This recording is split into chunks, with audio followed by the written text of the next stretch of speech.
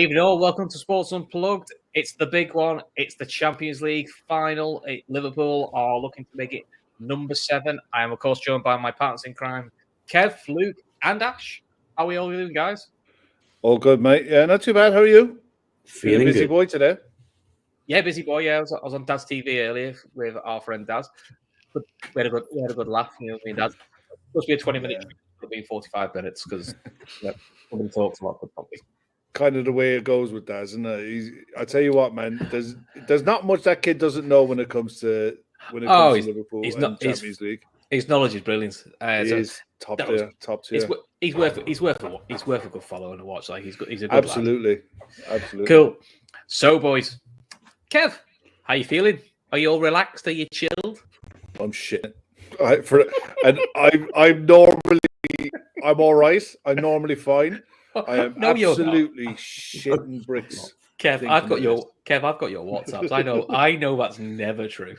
I'm nervous as all hell because it's one of those. It shouldn't be, and if you look at it logically and in theory, there's this Real Madrid side are lucky to be in a final. PSG should have battered them in the first leg out of sight. Chelsea had so many chances, and Man City should have blown them away, and they were gifted a chance back into it. It's ridiculous that I'm this nervous, but they've got so much quality and so many threats that they're capable in one-off games of getting a result, and they've got the shithousery to go with it. That if they go 1-0 up, they can shithouse their way to a scruffy win. It's I honestly believe that we will get chances. It's a case, can we be clinical in the chances that we get? And that's what makes me really nervous. I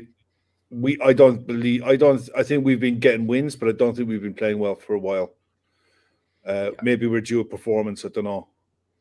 But I'm very nervous, but in a good way, if you know what I mean. Because I think there's so many positives for us to go into this as well. Fair enough. Kev Ball points out PSG, Chelsea and City all didn't kill them off. So you can't let them stand still again. I think that's the big thing, Luke, isn't it? Is they found a way of hanging in, and they've got this belief at the moment, Real Madrid, that if you don't take the opportunity to kill them off, they can hurt you. Look, we've seen it. They've done it 3 times now. Admittedly, It's been over 2 legs. But how are you doing, Luke? Are you all chilled, relaxed, or are you bricking it like Kev? I'm 50-50. I'm 50-50. After what happened on the weekend, I was bricking it because Thiago is out. It was a bit touch and go on Fabinho, but as the weeks progressed, the news has gotten better. It's gone from they're in training, they're probably going to be on the bench, to they're probably both going to start. And that is probably Liverpool's midfield, with those two being in it, massively increases our chance of winning. So as Kev said, it's a 50-50 game, but I'm not bricking it. I'm nervous, but it's good nerves. It's good nerves. Ash, are you just like laid back like a Rigi, chilled all about this, and you're all right? I was until about 1 o'clock this afternoon. I've been saying it for weeks, even when we got through and Madrid got through. I thought, that's it. We're going to have them. But after 1 o'clock this afternoon, that's it. It's like flipped. And that's it. All the nerves are starting to kick in now. And I'm like Kev said, they're so dangerous. And in a 2-legger, I'd probably fancy our chances more in terms of my confidence. But on a one-off game, you don't never know. Form goes out the window. It's the occasion. It's the final.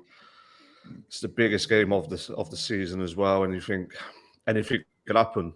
And like Kev said, we are going to get chances, and Madrid's going to get chances, and I'm going to be naive to think that they're not going to get any. And it's just a case of who's going to take their chances and lift the trophy. Number 7, hopefully. I don't see why not. But yeah, I am absolutely bricking it, mate. I can't wait to get the first beer in me tomorrow, to be fair, to start the calming of the nerves, I think. Yeah. So Archie Dillon saying, evening goal, it's going to Penos, please. No, we've had two penalty fouls. Let's try and get. Let's hopefully we'll get as well without penalties. I'll take it if that's the only way, but ideally I don't really want to go to the whole Penno thing. So No. Graham Doyle at the bottom there. My stomach is like a washing machine. Yeah, welcome to my life, Graham. I'll tell you. I did see somebody else. I think it was Tom Boland said he's more relaxed than Divock Origi, which fair play to you. And he's still That's awake. take some doing. That's going to take some doing. Yeah, I'll be honest. I'm just quite chilled. I'm quite excited, but I'm knock up the nerves, pretty relaxed. But as Kev knows, I'm like this before most games, most big games. Pretty chill, pretty relaxed. It's about an hour before kickoff. Yeah. The whole thing hits me. Whereas by then, Kev's actually got it all out of his system and he's laughing at me then. So, we have me and Kev have good fun when we're winding each other up when my head's going a little bit. So let's have a talk about the sides then. So, this, Kev, is old school European royalty final, this, isn't it? Real Madrid, Liverpool.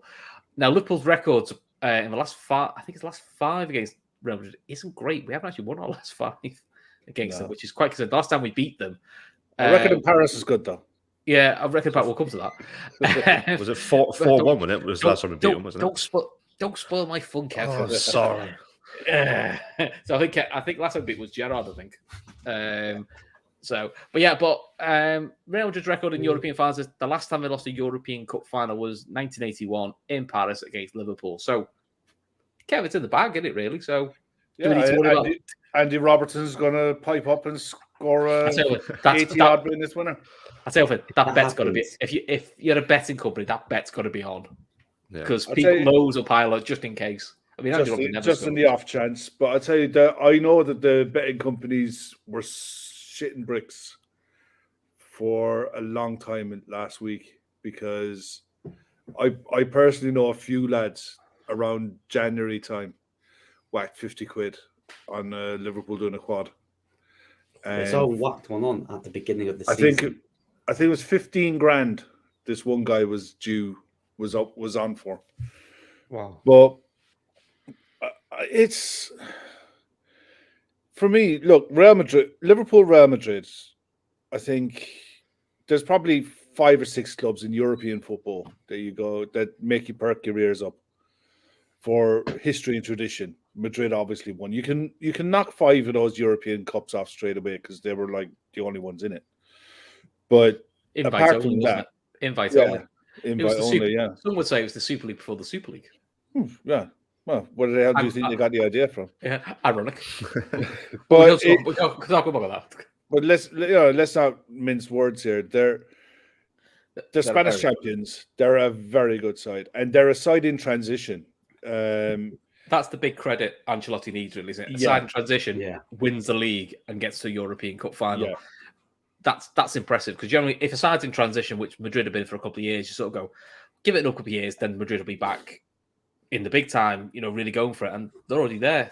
They have got a nice mix of youth and experience, especially coming off the bench. I still think the side from Kiev is better.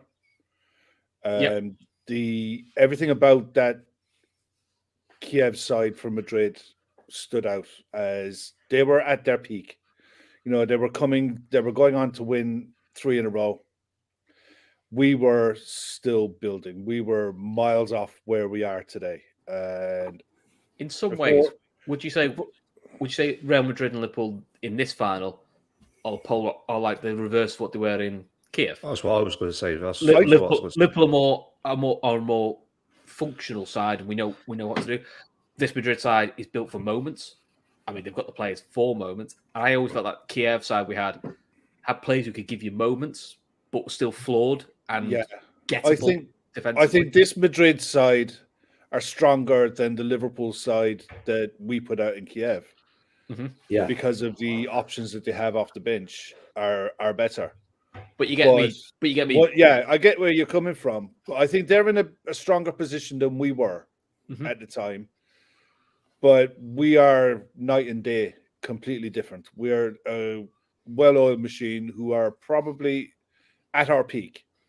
If you look at the season that we've had, this for me, despite the fact that we've had higher points totals, this season has been the single best squad performance from any Liverpool side I've ever seen.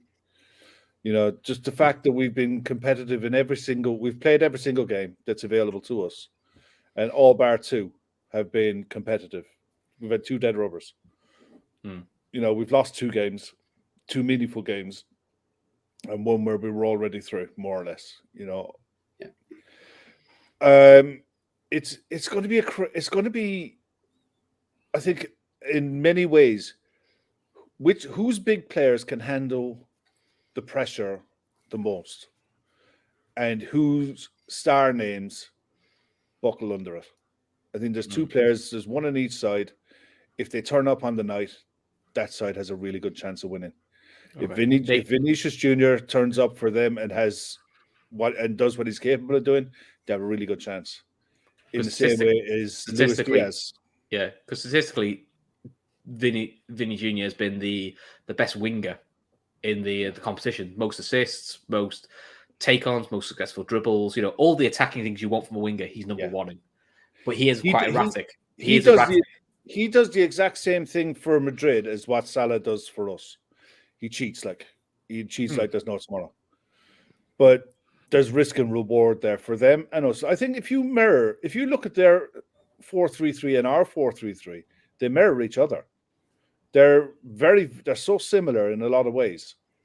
And someone in the chat was saying there, Thiago and Modric. Thiago and Modric are so similar. They're so similar in the way they approach the games. Casemiro and Fabinho, Henderson and Kroos. You know, Salah, Vinicius Jr., Diaz probably is more of an attacking winger than what Valverde is. I mean, we'll get into the selections and what have you. Well, but do you want to pick us what you think because you know you follow Madrid a bit closer? Yeah, I do. Look, between you and me, I've said 10 of the Madrid side are nailed on. I think there's one potential debate, but I think you could also name their first 2 subs because it's been the program go for. So, what do you think the side is likely to face? I think Courtois will start in goal, obviously. Carvajal play right back. Militao. David Alaba is coming back from injury. He hasn't played since he was injured before the first leg against City, I think. But I think he's been fit for a while. I think they've deliberately held him back. They've held him back, yeah. Ferland Mendy will play left back. Good player. Good player. Casemiro, Modric, and Kroos. Then you're looking at probably Valverde, Benzema, and Vinicius Jr. The debate is around right wing, and maybe even centre back because they say that David Alaba is fit. We don't really know because it was muscle fatigue was the reason why he was out. And if Alaba misses out, then it's Nacho Fernandez who plays. Who's not the same level. He's a very stand-up stick man. He's a solid centre. He's a good backup centre back. Yeah, that's what he is. Exactly. But the right wing is it Rodrigo or Valverde? We sort of have the feeling it'll be Valverde because when Madrid don't have the ball, Valverde can almost make it a midfield 4 to overpower us, and you can tell Benzema and Vinicius just stay up and cheat. Although to be fair, Benzema does like to drop in, so Madrid can almost make it like a midfield 5 against our 3, which is probably a sensible tactic to do. Okay, but Luke and Ash, the Liverpool 11. So there's a couple of questions already that have cropped up, and it's a interesting one. Henderson, Fabinho, Thiago have to start right. I don't think it's a question. I don't think it's I don't think now it's as clear cut as we thought. Konate or Matip is the big debate, and then we'll start with this, Luke. The Manny situation. So a bit of mischief making from Bill saying Manny's definitely off to Bayern, done deal. Manny does an interview at the Liverpool press conference where he said, "I won't talk about my future after me after Saturday, but it's really exciting news." I sort of feel like if you're at a Liverpool press conference, you say it's exciting news, you ain't then going, "I'm off, lads. See you later." So Klopp even said he thought it was a bit mischief. And to be fair, Kev pointed out, I think Ancelotti also said he thought the Manny story was a bit of mischief making, which it is the Madrid way a little bit, to be honest. No, it is the Bayern way. It's the Bayern way. Let's face it, Bayern it's the Bayern way. He did it to Klopp when they announced Goetze before the Champions League final. So got a bit of history of those two. So for you then, who are you playing centre back then? Are you playing Matip or are you playing Konate? It's a lovely problem to have, to be fair.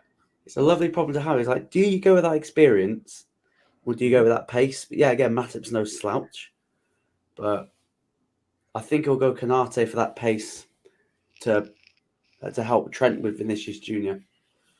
I think it'll be Konate. Mm-hmm.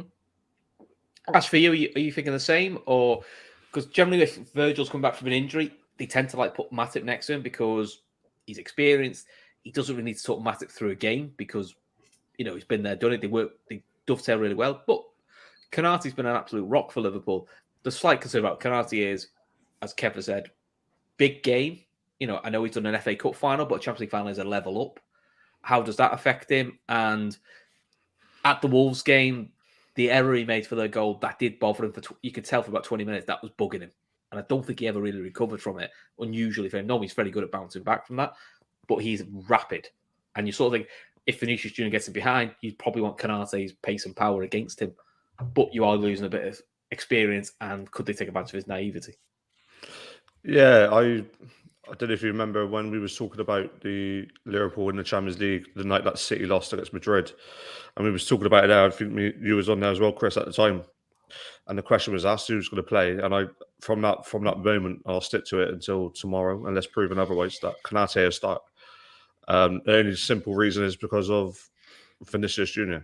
He is, like you said, he's rapid, absolutely rapid, and with the way that we set up and the way that Trent likes to go forward and ping balls into the box, he does leave a lot of space behind him. Yeah, with Hendo there, he does tend to track back and cover the areas and the spots. But all it takes is one decent ball from Modric or Cruz, and that's it. You've got Vinicius running down the wing. And I think with Konate's pace, I don't see how it would be a problem as much as well as what we could do with Matip. That's not saying that Matip's slow, because he's not. He has, with his gangly legs, he has got something about him. But I've always said it from day one. I think it's going to be Konate. He's been there in the big games. He's been there in the FA Cup final. He was there against Man City in the semi-final. Yeah, albeit Man City didn't play their strongest 11, but still, it's a semi-final against Man City. He got chucked in. He's been chucked in the majority of the Champions Leagues this year. Most cup games, Man United away. Klopp trusts him. So that's another thing that I think he's probably going to end up playing. But then there's an argument for both of them. Matip is experienced. He's been there. He's done that. So play three at the back. Should put the wall together. I know. I mean, Kev, in terms of the chat, it's pretty split. Probably a little bit more for Matip. Someone's put Matip has played in 2 Champions League finals. He hasn't. He only played in the Tottenham one. He didn't play against Real Madrid. That was Degsy Lovren, because Matip. I think Matip was playing through an ankle injury. Him and Joe Gomez both played through injuries and did that. Red Steve says the scenes when he starts Joe Gomez out of nowhere. Do you know what? If he did, you'd all go, "That's just what Klopp does." I did see someone. It could be a little rubbish. There was like, let's play Gomez at right back and stick Trent in midfield. I was like, not Football Manager. Come on, it's not Football Manager now. I'd be asking when the ever happen, but it's just like when the Gareth Southgate take over. I think that was Carlo Ancelotti's burner account just to wind people up. So come on, Kev. Who are you picking at centre back? I said at the time it would depend on who played in midfield. I think if you were starting Naby on that right-hand side, I'd start Matip. Purely and simply because I wouldn't trust Naby in covering the space. If Henderson starts on the right, I wouldn't have a problem with Konate starting. The thing is, it doesn't matter for me who starts. It's probably the only position on the pitch where you go, oh, Ibu's playing, fine. Oh, Joel's playing, grand. It doesn't bother me either way, because who do you think will have more of the ball, Liverpool or Madrid? I think that'll be close. And I do think that governs it a little bit. I think if Liverpool think they're going to dominate the ball, I think we saw that tactically against Tottenham at home, where we had probably a lot more on the ball than we thought, and it probably wasn't the game for Ibu. It probably was the game for Joel, stepping into midfield, punching it in. Yeah, he's a better passer of the ball than Konate.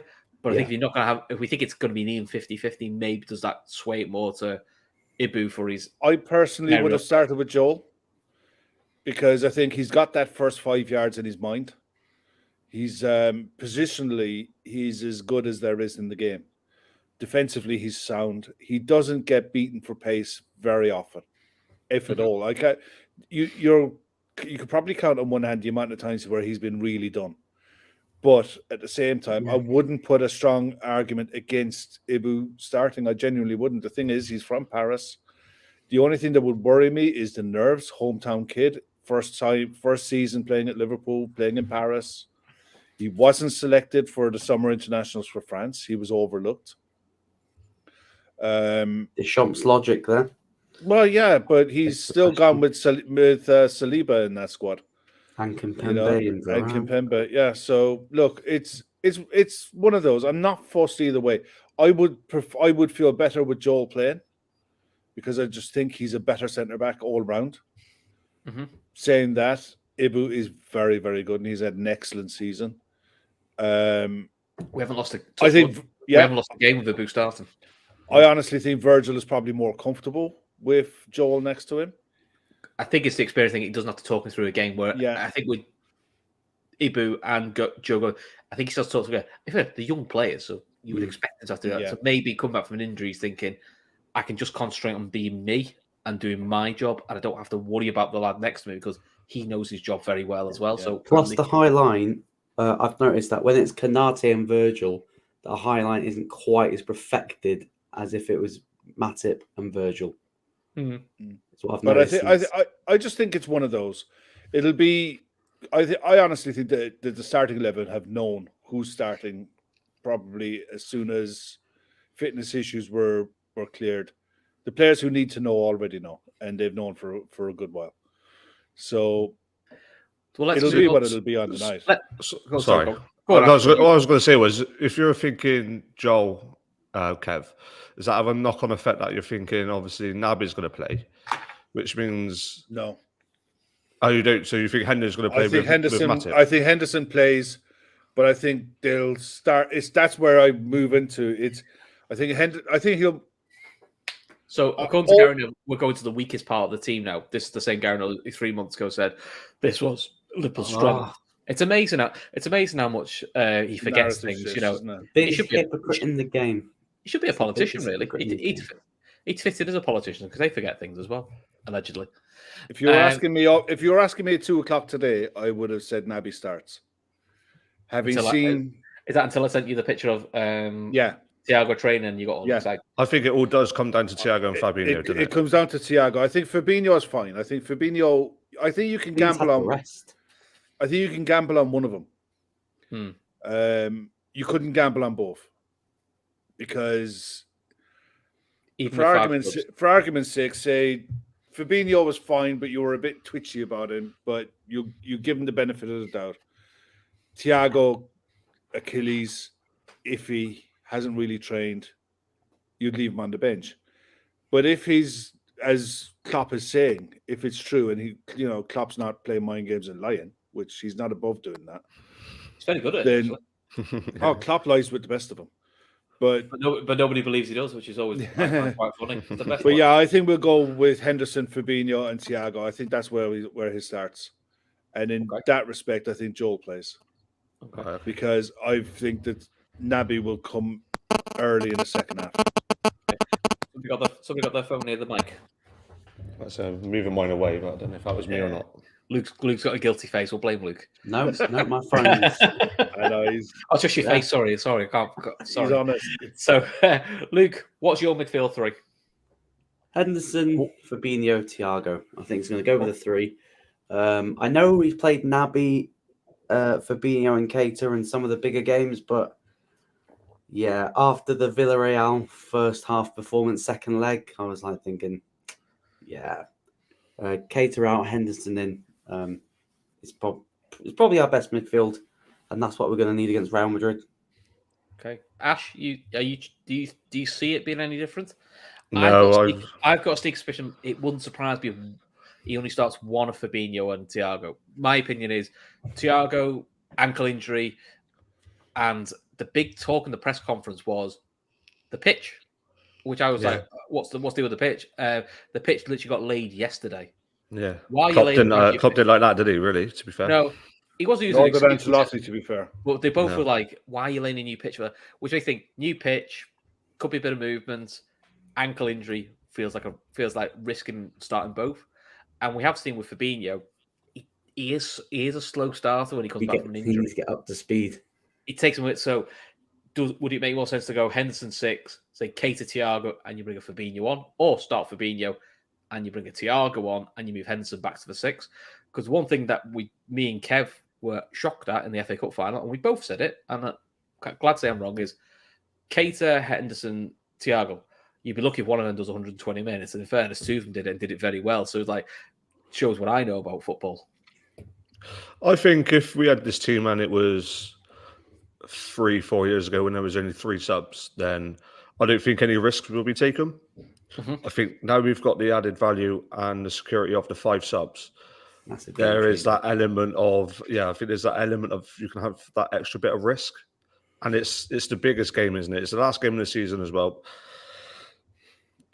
Would anyone take a 60% Thiago for 60 minutes rather than nothing at all? Probably. I know it's a risk because, like I said, if he's not on the game, and you make that substitution, we could be already chasing the game. That's an element of risk again. But yeah, I would start Fabinho because, like I said, he seems like full training's been going ahead. He hasn't had any recurrences. Yeah. The only thing that I can see of bringing Thiago to bench is it was probably what we missed in, say, a silly draw at Chelsea, was you wanted someone who's calmer on the ball, a bit more clever on the ball for the last 20 minutes just to go, I'm just going to keep hold of it now and pop it round. Yeah, Which, to be fair, is what Modric and Kroos do very well when they've got a lead. They're very good at that as well. It's tricky, isn't it? Because, like I said, you can start with Thiago, hope that we're, let's say, 2-0 up after 60 minutes, bring on James Milner, and then it just shores up in the midfield. Yeah. Or you could do the other way around. You could bring on you could start with a Naby, and then if you're trying to, if it's 0-0 or you're 1-0 down or whatever, you need Thiago to come on to thread those eye through the needle balls to the front three. Or it's hard. It is, but I think with the 5 sub rule and the fact that it's the final, I think you just got to take that a little bit of risk and say, right, we'll chuck in the strongest 11 and see what we can do. Fair. I mean, Kev, speaking of Naby, which Ash brings a good point with Naby, he has played in a lot of big away games this year and he's done well in most of it. And he has started the last 2 cup finals. Now, admittedly, I think he goes under the radar. He did well in the League Cup finals and he literally had half hour's notice he was playing. He was lucky to so he's had a really good season, all told. I think so. Not Jamie Carragher, dude. Yeah, well, look, I mean, the thing is, I can see Jamie Carragher's point, as in, yeah, I don't think he's been the player we thought we were getting. No, but that's our fault. Yeah, that's our fault as fans. We built him up so much in that year that we didn't have him, that we thought we were signing the next Yaya Toure by the time he turned up for play against Palace. I could be wrong. I think if Naby played the way he has played this season, the 2 previous seasons, meaning he was available a lot more, I think everyone would have been all right with it. Probably not the player we thought we were getting, but a very useful part of the team. Because it is at the moment, it's 3 from 4. It is always 3 from 4 now. Whereas before it used to be the main 3 and then Christ knows who else comes in. Yeah. But the good thing as well about Naby. Sorry, Kev. No, you crack on. No, that's fine, mate. All I was going to say when it comes to Naby is I still believe there's more to his game. There's more to come from him. He's capable of going beyond the front 3, and we haven't seen that from him. Maybe it's because he's under instruction. You stay in your lane, kind of thing. You stay in shape. You're defensively solid, and link to play 1-2s. But I'd like to see him get beyond the front 3 and really stretch games because he's well capable of doing it. If he started tomorrow, I wouldn't be shocked. I wouldn't be surprised either because it could be a case that we're all being kidded on by the photos that have been released with Thiago. Well, the other thing is the training. I think they talked about. BT said basically it was a little bit. It wasn't passing, training. It was a little bit, kicking out. a little bit stretching, and it was a crossbar challenge. It's not exactly Yeah. strenuous, that is it? You could do Exactly. even if you got a sore ankle, you could probably bluff that. Now, Yeah. as much as Klopp is very good at telling lads, I don't think he put someone in pretend training, because if there is, he's going to do that. He put a rig in. Yeah, I just think that if he's not going to start Thiago, he'll have to probably start Naby on the left with Henderson on the right, and Yeah, Fabinho I think that's in where the his middle. best position is. Yeah, I Is think in Naby that prefers left. the left. I think he prefers the left, doesn't he? Yeah, And actually, I think, and he's Henderson got on the good right, link up with Sadio as well. and Henderson on the left, on the right, he has a good understanding with Salah and Trent, because the reason Trent gets to go inside so much to do crosses from a different angle is because Henderson is very good at pulling out wide right, which then allows. So again, Naby Keita doesn't do that, not because he can't. It's just he's not that type of player. He's more direct. Yeah, It's like it'd be interesting to see if Naby does start on the left, would he be able to get in and around Modric? He'd be able to do that more than what Thiago can. Yeah, he'd be more physical, more aggressive, and he'll probably take more risks against a Luka Modric. The thing is, the worst thing you can do with someone like Modric and Toni Kroos is allow them to get their head up. And if you can keep the pressure on them, this is where our biggest, I think Madrid's biggest weapon and my biggest fear is that we're not able to, we'll try to keep the high line, but we're not able to press them. Yeah. We're not able to get in and around them, and they can get their head up and ping passes. For us to be effective and play the high line and play the way we want to, the press has to be brilliant. The front three has to lead it, but the midfield have to commit to it.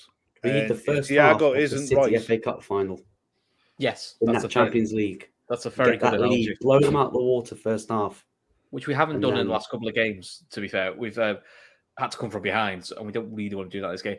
Now, I may be shot down here, but the front three is Salah, Mane, Diaz. Yeah.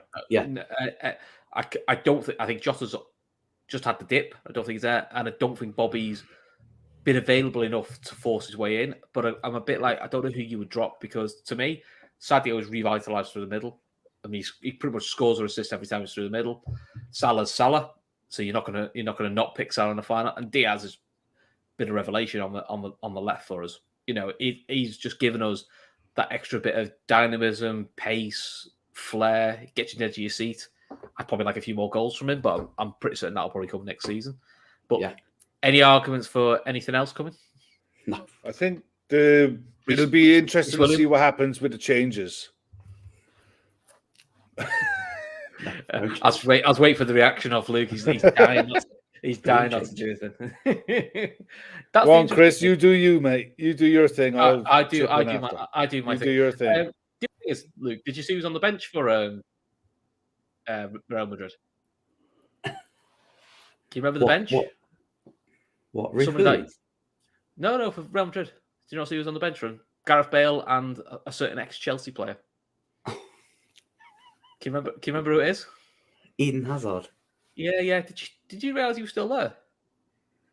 I forgot he was still playing. So did I. I thought he'd vanished. Some would say he vanished. So there we go. There's your tenuous link. Get it in there. Come on, Luke. You've been doing this long enough now. You've got to get used to this. Oh, Come my on. God. So, in case you guys didn't know, if you're browsing online in incognito, it doesn't actually make any difference or protect you from your privacy. You may as well give all your details to hackers or unwanted people. So, if you use IPVanish, it's a VPN, and you can use it on your tablets, on your phone, on your computers, or even on Fire Sticks with streaming services. You can use it at home. You can use it in public. Unlimited devices, doesn't slow you down, and all your data is 100% encrypted. So that means that your private details, your passwords, your communications, your browse histories, all protected. And for you guys as Tripper viewers, they are offering you 70% off your yearly plans with a 30-day money-back guarantee. So that's basically 9 months for free.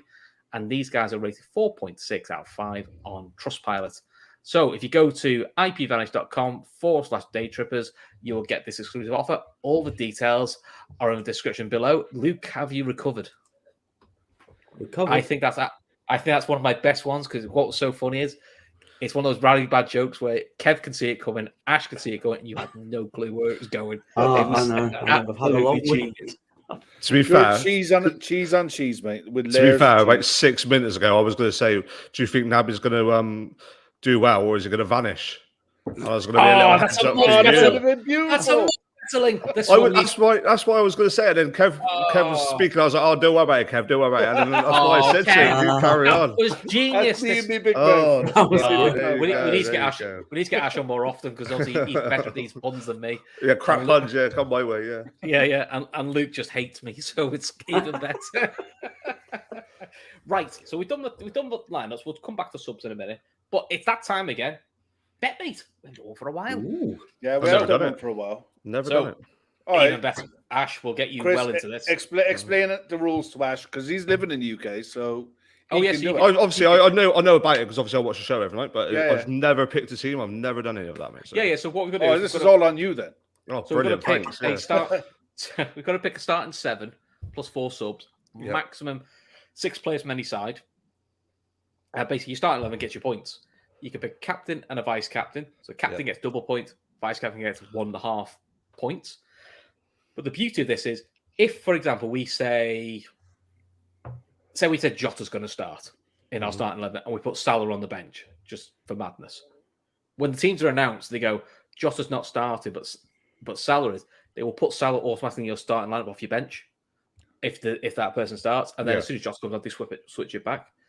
And basically, you're not going against you're not going against the bookies. You're going against other fans. So everyone basically puts money into a pot, and the top 4 to 6 win money.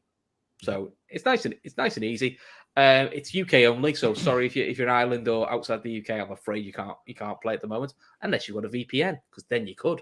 So there you go. Yeah, Another yeah. plug for IP Vanish. That's 2 now. But I'm on a roll. You're on a roll. So- You're not on a bonus though, so No, sadly not. Sadly not. Moving We could that. I think they might do. I don't think I get a bonus for my puns anyway. right. So- you got to do two keepers, That's a good point, Kev. Go on. right? Yeah. You got to do 2 defenders, 2 midfielders, 2 forwards. That's And your then- starting 7. And then on the bench, it's On the bench is a keeper, a defender, a midfielder, and a forward. awesome. So, keeper. Are we going Courtois or are we going Alisson? No. Let's be honest. It's one of them two. No Courtois. So- It's only going to be one person there. It's going to be Ali, isn't it? Really? Ali, Gotta Courtois be on the bench. I'd already picked that. Combined So that's 11s that have had Courtois in goal need a head or wobble. good. Yeah, but I'm not going to say too much about him because you know what happens when you slag a keeper Yeah, off you online. could be eating a bit Yeah, of humble pie. you look- Yeah, and I've done that plenty of time online. So let's not go there. He's improved a lot since he's left. But listen, Thibaut Courtois, when he left Chelsea and joined Madrid for the first 2 seasons, was absolute gack. The last 2 years, he's been good. But you saw This season just gone, he's been very good. You saw the best and worst of him, I would say, in the City game because I thought Yeah. he should say, but he's nowhere near Bernardo Silva in the home leg, Yeah. but in the away leg, but in the home leg, he's brilliant. And his He's got no- distribution is nowhere near as good as what Yeah. Ali's is. He's No, got it's that not. Yeah, one. He's got that one trademark save where he flicks his hand right over the bar to save it, and that's around it. Got a one trademark save that everyone goes, "Oh my!"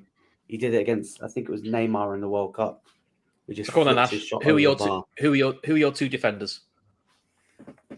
You can pick 2 Liverpool ones, or you can mix it I'm up. about to say, mate, I'm all biased, so I'm going to be just choosing Liverpool, mate. It's... You're going to have to pick at least 1 Madrid. I player know, in this. that's the thing. So if I'm very biased, and I picked 2 Madrid. I'm when I going to did go this Trent originally. Van Dijk. I was going to say that Trent and Van Dijk, personally. Interestingly, I had that on the team as well. Kev, Yeah. you going to Trent Van Dijk? Excellent, nice and easy. Yeah, I wouldn't have disagreed with that. I wouldn't disagree with that. Midfield is the fun one because, ironically, goal scoring midfielders are always the thing. Players who can put a tackle in and interception is a big thing in this game, as we've discovered, haven't we, Kev? Where Yeah. very unfashionable players are very, very good. The Cantis, Very high point scoring, yeah. very high point scorer. So, who do you want for your midfield too? In the team I put Fabinho, Casemiro. I'm more than willing to change it. I was thinking originally Fabinho and Modric, but that's my first instinct. I mean, Modric also, to be fair, does get a lot of interceptions and assists, and he does a lot of distance. Yeah. For an Yeah, older does a player, lot. I think someone said like in his last game, he's 15 kilometers. He covers. Maybe a wild shout might be Freddie Valverde. maybe, but because they'll do lots of running, lots of defending. Yeah, lots of Valverde tackling. will be. Yeah, he'd be in the game as a midfielder. He is in the game as a midfield. So we've got Valverde, we've got Modric, we've got Thiago. Who do you want to go with, Ash? Oh, I was going to say Modric, but now everyone's put a case in now for everyone else. It's like, Well, I mean, look. No, Modric I'd is- stick to your guns because I Modric think is Yeah, that's probably the best shout. he's their best player. yeah, Yeah, I was, he oh, is yeah, the I would say Modric, yeah. Okay, Yeah. we'll stick with Modric. I've no. I literally put Casemiro because I was doing it very quickly, so we didn't lose the spot. Attack. Now this is going to be interesting because there's Benzema, there's Vinicius Junior, there's Sadio Mane, there's Salah, there's Diaz. And we can only pick 2 up front and 1 on the bench. Yeah, So that's this hard. is where it gets hard. So we've covered the aspects of having a Real Madrid player, though, haven't we? So that's not a necessity if needs be. But my first, again, gut instinct, I was going to go Benzema and Salah. Oh, okay, cool. What would you have gone, Kev? I'd I have had gone that. I had I'd have Benzema gone and for- Mane. I'd have gone for Sadio, and I'd have gone for Sadio and Benzema. Yeah, I had Sadio Benzema. Luke, who did you have? I Or would who have would had you have? Sadio Benzema. It's probably the battle for the Ballon d'Or between those It is. two. It probably is, to be fair. But Laura we- Duffy, we- takes it. Laura Duffy, you don't actually get any points for distance. I was just more bringing it up because it threw me that how much distance Modric's covered. Because there's a feeling that he is a bit of a luxury. He floats around a bit more than you would realise. Does look more than Cruz, to be fair, who is younger, which is Yeah, surprising. Cruz is more of the dictator out of the two. Modric is more the we'll get Okay. about. He's the engine, yeah. But Ash, do you want to stick with Benzema, Salah, or do you want to put Mane in? Nah, let's put Mane in. I've been 2-1 outvoted this, so Okay. I'll let the boys What- take the flak. We'll Take the flag. Hey, Take the that- flag. Oh no, that you're was a picking the wise captain move. and vice captain. Yeah. So But to be fair, we'll put Salah on the bench. Yeah, That that's seems to be- fine. I ain't got a problem Yeah. with that. Yeah, So we need to pick 3 Madrid players for the other bench position. So Courtois is the obvious goalkeeper. yeah. A Madrid defender, I was thinking Mendy, but Mendy, cracker job. Yeah. Well, that's fine by me because he's an Mhm. excellent player. And then midfield, I've got Valverde in, but I'll switch to whatever player you want. I'm not too familiar with the midfielders really, mate. So yeah, well, we'll go for- Valverde will play as a right winger. So he could be a cheat option if you know what I mean. Yeah, yeah, yeah, yeah, we'll go for that. Yeah, we'll go with that. Yeah, if you want. Kieran Beats put no Madrid defender. Have to put one in the game. Sorry, Have to literally. do it, buddy. right. Mendy not in the front squad. Mendy not made it in the Yes. front squad. He No. should. I mean, no, Mm. which is No, mad. he's isn't not. it? They went with And he's Theo not- Hernandez. It's Isn't it mad? That's how Yeah, good they went France is. for Hernandez from AC Milan. It's both the Fine. Hernandez brothers are in the squad with Luca Dean.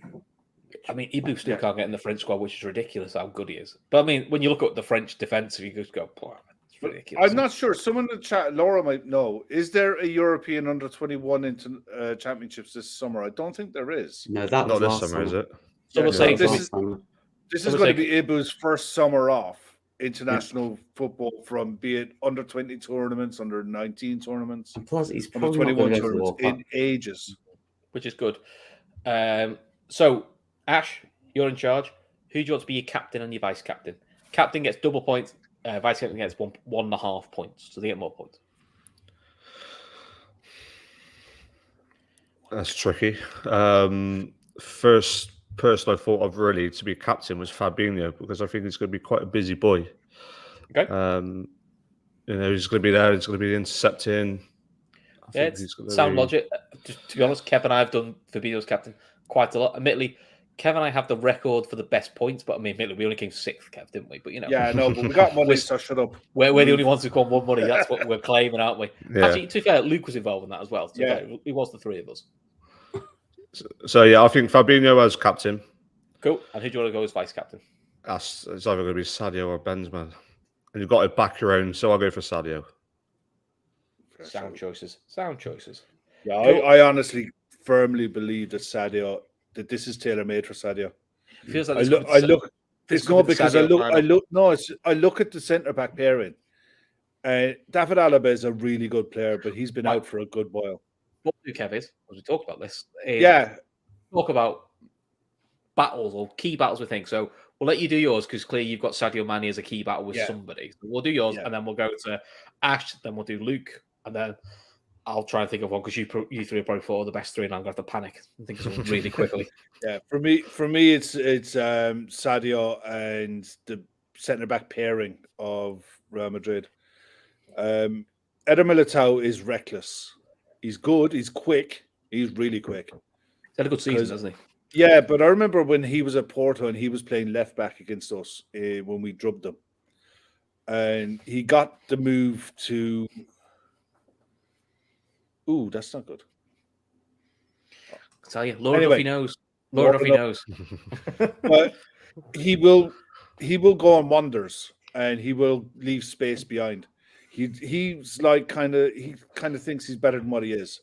He uses his pace to get him out of jail an awful lot. Sounds like David Alaba. Yeah, it is. He's it's good analogy actually.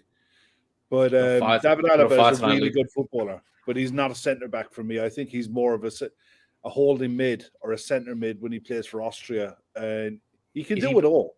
He's a universal player. But if you were Sadio, which one would you prefer to pull on? Would you go on?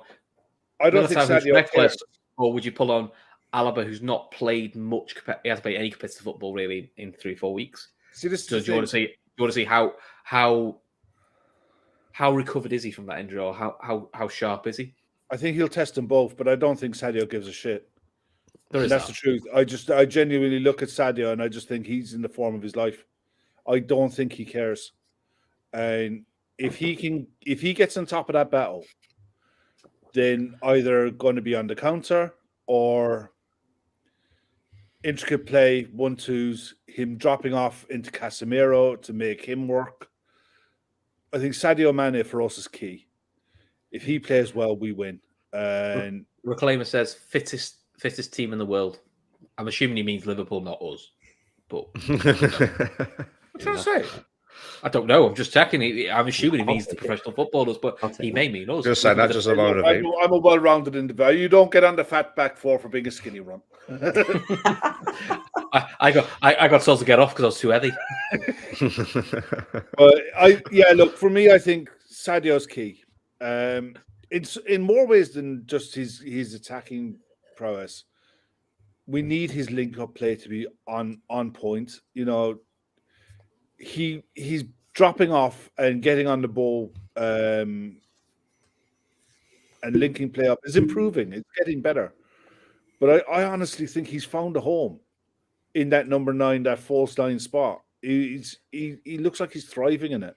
And he looks like he's thriving in the responsibility of it. That's why I look at this link for Bayern. And the figures they're talking about, okay, 50 million euro. So you're talking 35 for what? 40 million quid. It's less than that. I've seen one at 25 million pounds. Now, at the end of the day, unless Sadio has gone to Jurgen and said, look, I've just done everything I can in the game. I want to go. Liverpool will probably facilitate his move if they can find his replacement. If they can, then Sadio will see out his contract and go for it. I did see an exploit someone made, which was, I think it was Coppish, to be fair. One of the viewers in that said, Sadio may want to go. Say Sadio goes now because he's won everything. He leaves a hero, leaving the high, rather than say if he does decline. Stay long enough to become the villain. 3-4 years time, which look every player does when they get to like 34. People forget how good he is. I can see the logic of it. Yeah, I mean, I saw that. I see the logic of it. I mean, I just love Sadio Mane, so I hope he stays because he's just so likable and he's just a gorgeous player. He's glorious, absolutely lovely. What you said earlier on was absolutely 100% bang on. He said what he said to the Liverpool journalist, to the BBC. I think it was a BBC journalist, and he said it was along the lines of, "I will say what I have to say after the Champions League final, but when I say it, you're going to like it." To me, basically, it says, I've already signed my extension, and thank you very much. You're going to have me around for another 4 years. If he's playing around with Bayern Munich and then goes, no, I don't think signing. Yes, please. Bayern Munich hate Klopp. Bayern Munich absolutely hate and detest Jurgen Klopp with a passion. And all of this stuff, none of it's coming from anything outside of Germany. Everything is coming from there was the something from German L'Equipe from France. But they're not using L'Equipe journalists. They're using quotes and sources from it's the quote of a Bild quote, isn't it? and from the Munich press. I honestly think this is an absolute bluff by Munich because they know they're going to lose Robert Lewandowski, and they have to sign a replacement. I just don't see why. I can understand why Sadio might think, I've done everything I can. My body is the main man. Yeah, but his body might not. He knows his body might not last another 4 years the way we play. And he may turn around and say, look, I can't do what I used to do when I was 26 and 7. And I'd rather go now than when I'm 32-3 and I can't do it anymore. Yeah. And maybe that's why he might only sign like a 1-year extension rather than like say a 2 or 3 that Salah's looking for. It's possible. He might be the one who goes under rolling 12 months. You wouldn't know. I think that's the reason Salah's not signed. I don't think if he's saying it's not money, I think it's contract length. I've heard it's not contract length, it's still money. Yeah. If he takes out it's not money, then the only thing it could be, if it's not money, is contract length, which is I want 4 years, Liverpool perhaps want 3 years with an option. I mean, my belief is always, sign him for 4 years because you can always sell the player. It does happen. Sam Tandy makes a good point. Sorry, 1 second. That's one thing I wanted to say, actually. When Salah gave that needless quote in his press conference, which was totally pointless and totally unnecessary for him to come out and say anything other than just straight bat the question away like he should have done, then he come out with his silly comments of I'm staying. And it was I'm staying, which is basically along the lines of, look, give me what I want or I will leave on a free. You will not sell me. Either that or the club or Neil Atkinson, to give him his credit from the Anfield Wrap, made the point of maybe Liverpool don't want a lot of changes this summer.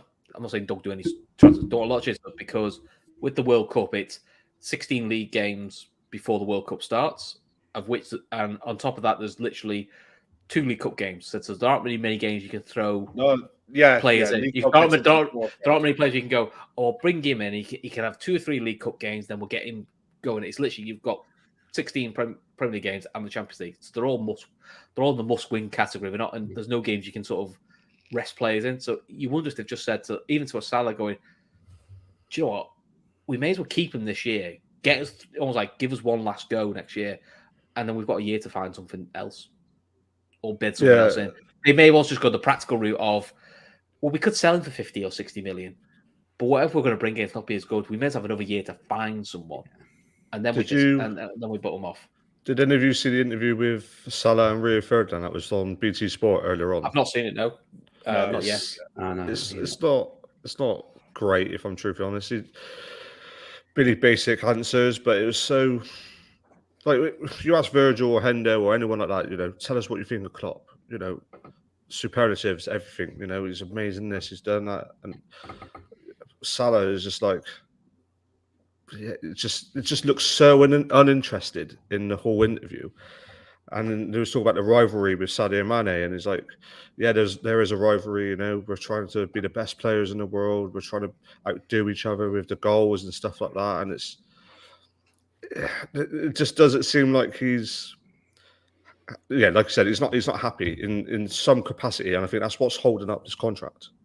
Because if he wasn't, he'd be signed by now. I mean, Salah's always a bit like that in interviews, though, isn't he? To be honest, he's very open.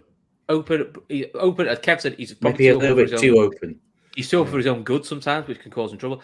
But he's also very focused on him and his career. And look, that's not a criticism. That's just what he is. And you know what? It's obviously working because look how good he is.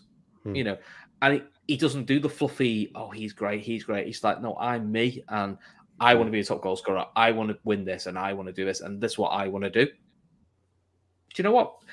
I always think with football, you take the rough with the smooth. No football is perfect.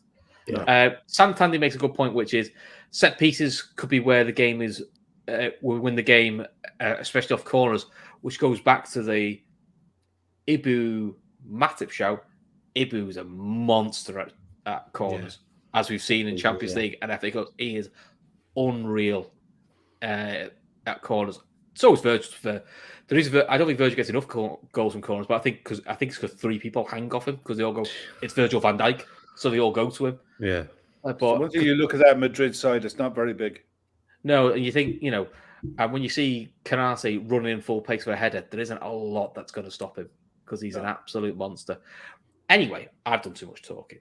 Ash, what's one of your key battles that you think, and you can't use Kev's? No, I'm going to go away from the obvious, and I'm going to choose the Diaz versus who's going to be playing at right back. Sorry, Carvajal. Carvajal. He's nicked my one. Yes, plus he's been talking a little bit as well, Carvajal. Sorry. So yeah, all right. It's a good to talk about. To be fair, I do think it's going to be the Diaz versus Carvajal battle. Diaz, since he's been absolutely electric. It does remind me a lot of Suarez to a certain degree.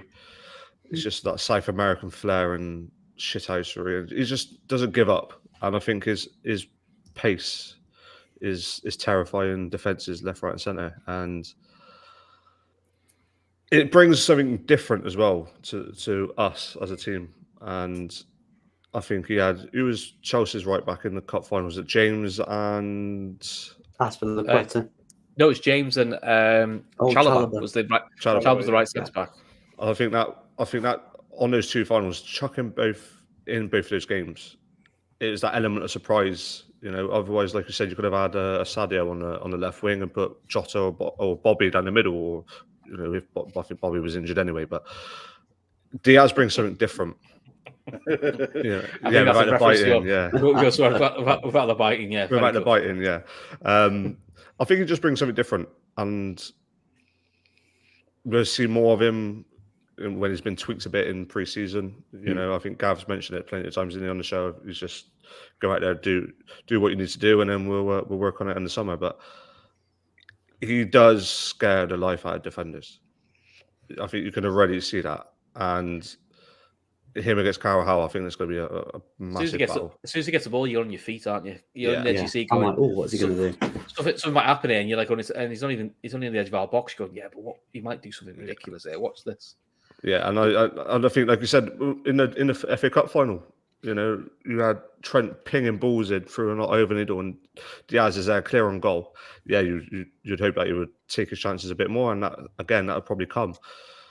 But I think it's going to be absolutely rapid again tomorrow. I think it's going to terrify the life out of Carvajal, and I think Madrid will have serious problems with him. I mean, somebody on this group thought he'd be rubbish, but we won't talk about who that person is.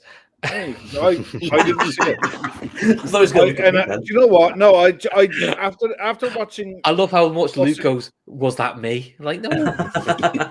After watching him for Porto against us, especially in the first leg.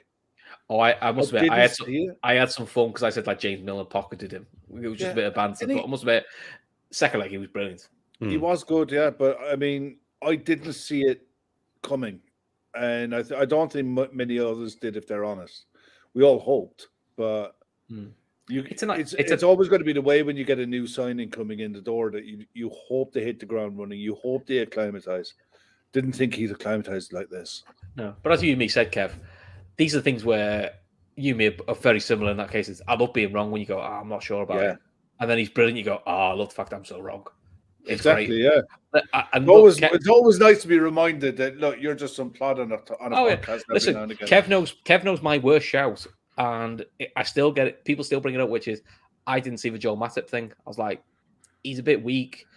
He gets injured a lot. He gets bullied. Don't see what he is at centre-back. I'd rather move him on. And then he had that 6-month run on the Champions League start, and I generally just put a tweet out going, I know nothing about It's football. not as bad as my Reece Williams shout. That was just comical, but that was you Well, overselling a player. The first show, I'm like, Reece Williams, and they're like, what the? The one thing I'd say about Carvajal against Diaz, two things. There's nothing in this game that Carvajal hasn't seen. He's seen it all. He's so experienced, and he'll have come up against the likes of a Luis Diaz through La Liga week in, week out. There's plenty of left wingers out there that can go both ways. And the other side of it is, for Luis Diaz, he's played against a lot of these players in the Copa America and come out as top scorer. He's played against the likes of Eder Militao, Casemiro, Valverde for Uruguay. There's nothing in this that should scare him. It's just, can he handle the occasion? Yeah, because I suppose the only thing I would say is Luis Diaz has always that joke about I am Robin. All Iron Robin does is cut in on his left foot and bang it top corner. Yeah. Everyone goes, He's just yeah, very good at it. Everyone knows that, but no one could stop it. Same as Mo Salah. Yeah, Salah so I think cuts in on his left, and he's made a career of it. Carvajal could do the same with Diaz, going, well, he just cuts in on his right. Yeah, you try to stop him though. It's really hard. But the scary thing with Diaz over Mo Salah, Diaz is confident to go on his left foot. Diaz is also he's not afraid to. Diaz is also very good at protecting the ball. He very rarely gives it away cheaply, which is, to be honest, I always expect that from a winger going, they do something silly, they do something cheap. I grew up on watching Luis Garcia doing random mad shit, and you go, why has he done that? And then he scores a win, and you go, oh, well, it's just what wingers do. Diaz doesn't do that. He very rarely gives it away. He's really careful. I mean, to be honest, he's probably the most careful of the front three with the ball. Sadio and Mo can be quite careless with the ball at times. Diaz is very careful with the ball. And he's got a great engine as well. He's not afraid to track back and do the hard work. No. And he ironed out the diving nonsense out of his game straight away. Yeah, because he was Brighton, light on his feet. It was Brighton away. I think he went down far too easily, and he got an absolute ear bash from Klopp. He didn't do it, and then I think sometimes they just know they're going. That's not what we. So that's not how we do it here. You know, it's not going to wash, and players know they know. So Ash, great one to bring up. Carvajal versus Diaz. Luke, what's yours? I'm not going to go with the Trent Vinicius. I'm probably going to go Benzema. I'll have the obvious one. Then. That's fine. Yeah, I'm probably going to go Benzema versus whoever plays next to Virgil. Because if it's Canate, I'm wondering if Benzema's going to see if he can try and pull him out of position, just like Wolves did for their first goal. Because Canate came forward, missed the ball, and just left the whole space behind him. So I'm just wondering if Matip's the one that's going to start. So he's got the experience to watch what Benzema's doing.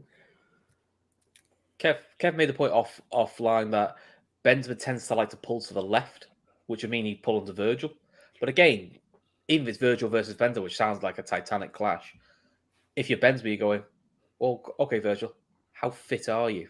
How bad was that calf injury? We'll test it in a minute.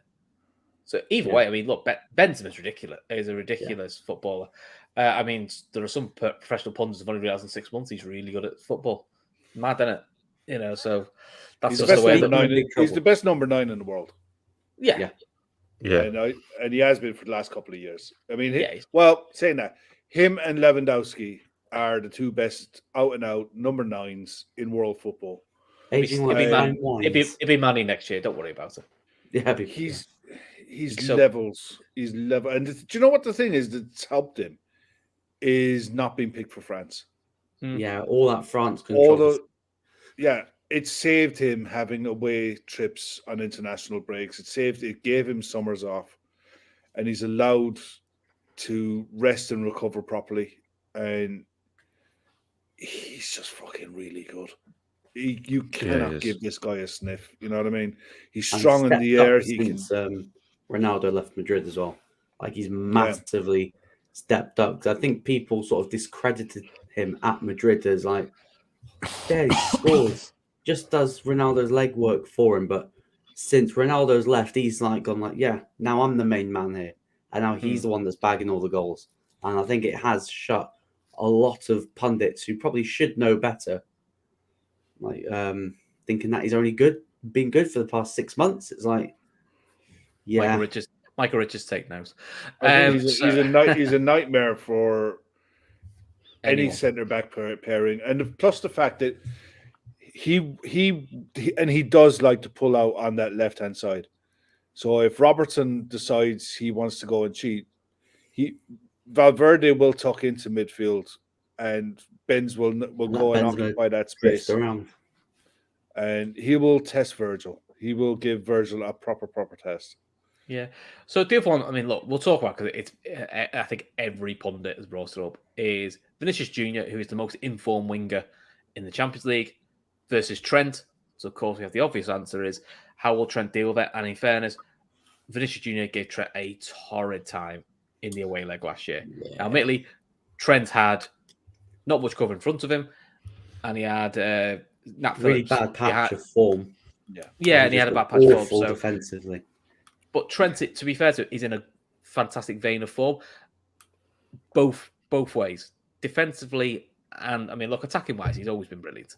But defensively, he's been really good. I mean, we saw that in the cup final, didn't we, Kev? He was excellent, at covering centre backs, reading late runners. The things that you would do in probably the two finals we played in.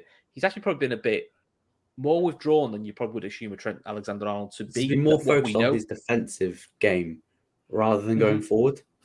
Yeah, and that's definitely helped, especially in the cup final. He made some crucial last ditch tackles and right place, right time. Then of course, he slagged off because he didn't get forward enough to cross people in. So you can't win, can you? Sometimes. No, no. I think it's going to be a great battle, but I don't think it's Trent versus Vinicius Junior. I think it's if Trent goes, and we know he goes, it's who covers behind it. Does a Henderson cover him behind, or does a does Vinicius Junior come and track back, or does he cheat and go? No, I don't think Vinicius sit on the halfway line. I don't think Vinicius Junior will track back because I don't think he's going to be told to. I think he's allowed to cheat like we allow Salah to cheat. I think that's how we use him, which you would do with his pace and what he can do. Yeah. Why wouldn't you? See what he did to Fernandinho. But to be fair, Fernandinho's 70 years old, so and he wouldn't have done that to Fernandinho 3 or 4 years ago. No. To be fair, pulled him down, took the yellow. And to give him his credit, before he went off with his ankle injury, Kyle Walker kept him very quiet. And Kyle Walker isn't renowned as the world's greatest defender. He's a very good defender, but with his pace. Fit Kyle Walker. Exactly. Injections. See how long he can go. Yeah, he can't be kept quiet. But then we saw when Kyle Walker went off and Cancelo, who's more attacking than Kyle Walker, he caused him all sorts of trouble. So he has that in his game. And look, I don't think he's going to go the whole game keeping Vinicius Junior. At some point, he's going to get past Trent and get across him. Not because there's a Trent defensive issue. He's just a really good player. Like when Salah or Mane get past very good fullbacks and defenders, it's not because they're crap. It's just that good players will always get an opportunity. Yeah. It's how you recover from what we do. So, look, it's a battle that's going to happen. Be a fascinating one because I think Trent's in better form than he was a year ago. So it's going to be a great battle to see what he does. Right. So this is going to be a fun one. And for those of you who know Kev, he'll love this bit. Liverpool scored loads of goals in the Champions League this year. And Kev, just for your research, Liverpool brought out a video of all the goals they've scored in the Champions League this year. I will watch it tomorrow. Excellent. Doesn't help us now, though. Doesn't help us now, no. What are your top 3 goals that you've seen us score so far this year in the Champions League? I'll cheat. Thiago versus Porto is obviously the correct answer. Yeah. So we all have that one. Yeah, we all have Thiago. Even Kev can remember that one. Yeah, just about. So we've all got that one. So we could just pick another couple. It could be different reasons why it's your favourite. It could be it's a brilliant goal. I mean, I'll give you one while you're all thinking. The funniest goal we scored this year is Bobby Firmino's first goal away at Porto, where he rounds the keeper, who's 50 yards outside of his goal, hits the slowest shot I've ever seen in my life, and literally all you need is the Benny Hill music because this keeper's running full pellet and he doesn't get any quicker; he gets slower. He now plays for Portugal. Goes in. Like he's Portugal's number 1 now. Oh, baffles me. But then again, to us, I said Jose Sá was crap when he played for Porto when Manny got a hat-trick against him. And he's been really good this year. But that by far is the most hilarious goal I've ever seen us score. Cool. Luke, have you got a goal? I've got Naby Keita versus Atletico Madrid away. That was a great goal. Hits that outside of the boot. He's got a few of them this year, hasn't he? Yeah, he's got a few of those long ranges. Yeah, that was probably... He was having a really good game, and then he scored the goal, and then like his game just dropped. Like he forgot how to track back. And I think Klopp hooked him early second half. It was not having any more of that. But the goal itself was beautiful. Absolutely beautiful goal. Ash, any for you? Hender's goal against AC Milan. I've just seen that in the chat, That's great. What you want? Brilliant. Yeah, it was absolutely brilliant. So can't complain with that. Yeah, cool. So any other ones? Kev, can you remember a goal yet? Don't bother asking me about goals because I don't remember most of them. Do you remember I'll give you a moment. A moment in the Champions League. Go on then. We'll go with Nat Phillips. Yeah. Nat Phillips against Milan. The that cheeky, the Cruyff turn in the box. But that was the moment. But for me, afterwards, when Zlatan come out and gave Nat his flowers, you know, Nat really did a great job on Zlatan that night, and apparently he was flying out there. He was flying out to Paris tonight. I seen the Twitter post that he was flying out there for tomorrow night. And when you go back and you look at how we got into the Champions League last season, it's because of him, Phillips, the Allison header, the Reece Williams, to be fair to him. Reece Williams, the dogged resilience that we showed in the last 10 games of last season got us to where we are now. You know, hey Chris, Reece Williams to get that Champions League medal tomorrow. Well, he'll be on the bench. We've got 40. He will be on the bench. We've got 40 medals. Give one to Nat. So just for getting us there. By the way, and giggles, fair play to Ibrahimovic. As it came out, he's played for the last 6 months with no ACL. Wow. Yeah, he's gone in for an operation now, and I think he'll come back. Speech after the game, like it was subbed. Like he thanked everyone. It's like, just do me one favor. Let's celebrate like champions. And yeah, that was great. What a leader. But you could tell the difference in the celebrations that AC Milan had and their trophy celebrations, and the trophy celebrations Man City. I know. Photoshopping a crowd. You know, and these are the biggest commercial outlet, the biggest commercially most successful football club in world football with the most sponsors and yada yada. Small club syndrome, mate. That's what it is. Profit in the pandemic. But listen. No one cares about them. They're shit in Europe. Who cares? Let's talk about them. They're shit in Europe, so no one cares. Any other big goals we want to talk about? I mean, arguably the biggest goals was probably Diaz and Fabinho against Villarreal. Yeah. Which, let's be honest, was a bit edgy when they went to but that Fabinho goal, while look, the keeper's horrendously suspected, he is the former City keeper as well. Yeah, but that's what you want. I mean, listen, we've signed forward. That Villarreal semi-final, when you think about it, we really nearly threw that away. We did. But that's again when you saw the benefit of 5 subs, and we brought Diaz on, who was electric, and I love that was his moment, the header. And I can't, someone put it in the chat. I'm going to try and Google it later. Apparently, CNN have done a lovely video where they filmed in Colombia, Diaz's family, and it's their journey of watching him get to the Champions League final. Apparently, it's really good. If you find it, will you send it to me? I will. I've seen a few people. Right, it's 11:15. We're all tired. We all need to get some sleep or more. Busy day tomorrow. For tomorrow. Let's do score predictions.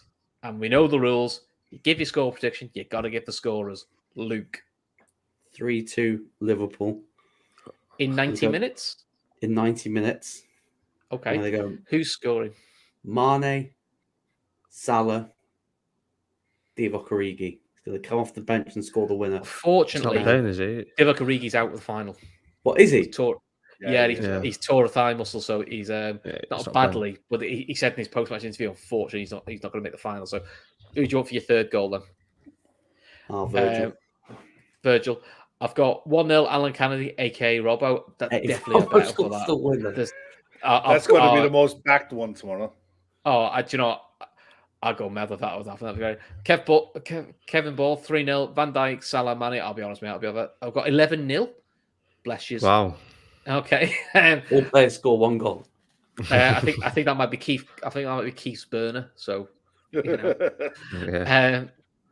Ash, what are you going for? Luke's nipped it. I was going to say 3-2. I think we're going to blitz him in the first half. Okay. I'm going to go for 3-1 then. 3-1. We've got a 3-1 here as well. Less stressful then. Yeah, I'm going to go with 3-1. I think we're going to go 2-0 up by halftime. And I think it's going to be Salah redemption. It's going to be a Salah redemption, and there's going to be a Virgil header from a corner. And then Benzema's going to pull one back. And then I reckon within the last 10 minutes, Real Madrid's going to push and push. And I think that's going to leave holes in the back. And I think Sadio's going to get the third one. Okay. Kev? Yeah, I Kev's had gonna three. I had three. Kev's going to go nil penalties. Am I Eight- bollocks? Eight, No, 9. It's going to be 8-9 penalties. Kevin and all gets that. kicked off if he No, says that. Yeah, no, this is definitely going to be done in 90 minutes. Is it? Yeah, I think it will. No, Chris, don't put it out there. You'll hear my prediction in a minute. Fairness, my prediction's already out because I said it on Daz TV. I think. so Look, can't take I it would back. have gone. I would have gone with 3-1, and I'll stick with that. I will stick with 3-1. Okay. I think we're going to be really dominant from set pieces. I think Virgil, you could probably would be 1. I think Sadio will get 2. Apparently, King Kenny says 3-1. So I mean, to be fair, you can't really argue with that. Right, this is what I said on Daz TV. In my head, it's going to be 2-1 to Liverpool after extra time because that's just what Liverpool do, and it'll stress us all out. Boo. If I follow my heart, now first when I said follow my heart, I said for the City game it'd be 2-2 and Liverpool would win 3-1. I was so bloody close. So I got 3-1 as well. I think Salah and Van Dijk will score. I think Benzema will get one back, and I think the third goal will be scored by Mane or Salah. Actually, I think Mane will open score. I think Salah's going to get the third goal, a la Man United style, in like the last 5 minutes of the game. Or do you think he Reels does like around going Ronaldo down. after they're on the death side? You're the one where you know what I mean. The one where like Madrid are pushing, and we managed to catch them on the break. Oh, I like Liz That Golden's Liz Golden's prediction there, 4-1. That's the game we can all. That's the game we can all sit back and enjoy. This is why we like. This is why we like Liz. Liz is great because you always got to do it with the positivity. The narrative that Unfortunately, people are spinning that Liverpool are going to be too tired. I'll be honest. Absolute load of rubbish. How do you guys feel about that? Because look, let's just. I think it's the best. Because imagine if you had 3 weeks Extra to time's wait. extra time's gonna be. Oh, Tom Boland's got 4-2. That'd be an interesting one. Yeah, like if it was 3 weeks to the final and everyone's going, "Oh, how's the not winning the league going to affect the players?" and all the rest might do them well, but when you look at the Champions League final against Spurs, Liverpool were slow starters because they had that long break. I think having it the week after, we're still going to be. I mean, to be fair, Luke, we did get a penalty after 20. I'd say, yeah, 18 seconds in we get a penalty. I don't think that's as slow as the starts, really. I think we were slow after that. I do think the big thing in Madrid was my brother went to the final. He said the heat was unbearable. He said now's when you stood in the stand. I do think that had a big factor. I think the 3 week gap's an issue. I would have probably liked a 2 week gap just to get players a bit more rested up. But it's one of them. Madrid played last week, and they played last Friday night, I think. Friday night or Saturday night. Friday night, I think. And they played Betis. And they drew 1-1. And I think they played with 10 of the 11 that I put down as their starting 11 tonight. The only change was David Alaba didn't play, and Nacho Fernandez played. And it wasn't a case that they dominated Betis. It was a 50-50 game. They had more shots, but they only had about 3 or 4 on target. Betis were well in the game and had chances to win it at the end. They've had three or 4 weeks now since they've won the title, and they've been treading water for the last 3 or 4 weeks. That would kill us if that was us. The fact that we've been playing competitive. But that suits them, doesn't it?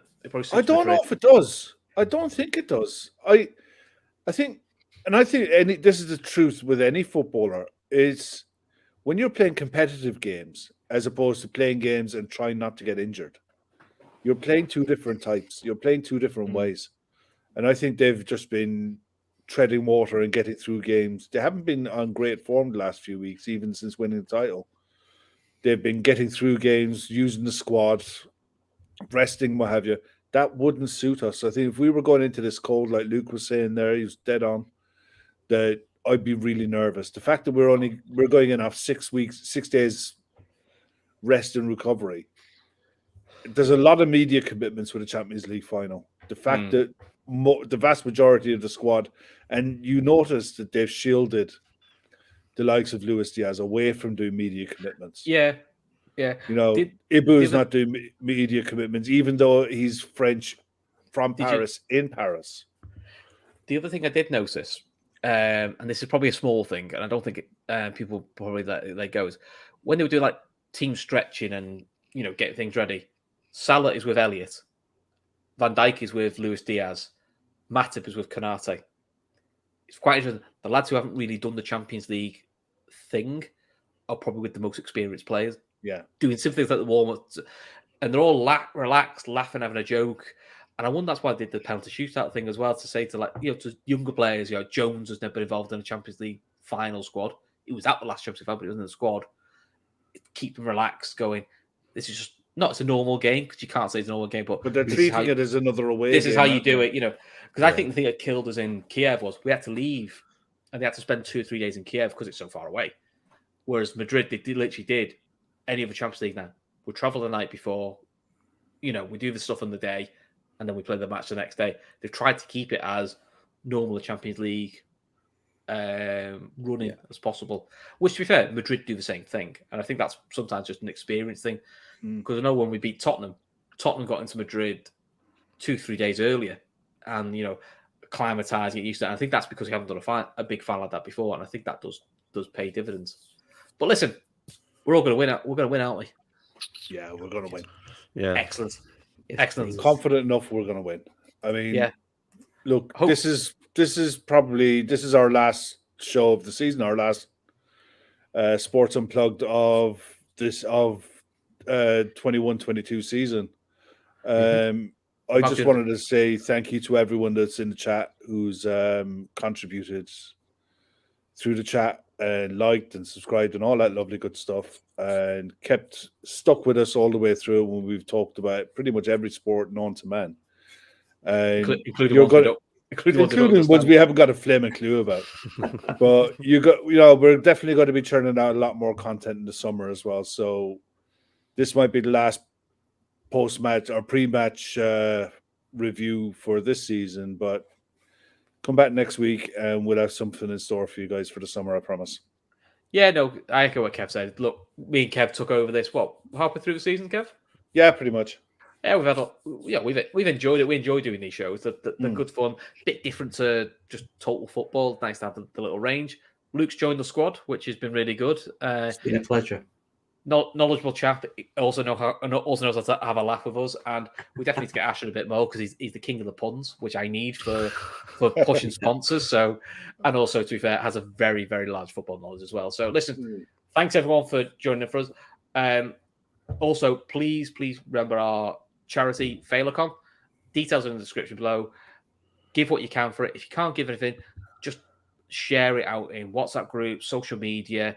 The more money we can get to that charity, the better. But until then, we'll let you go. Fingers crossed, we'll all be sat here talking about Liverpool winning number 7. Until then, take care of yourselves.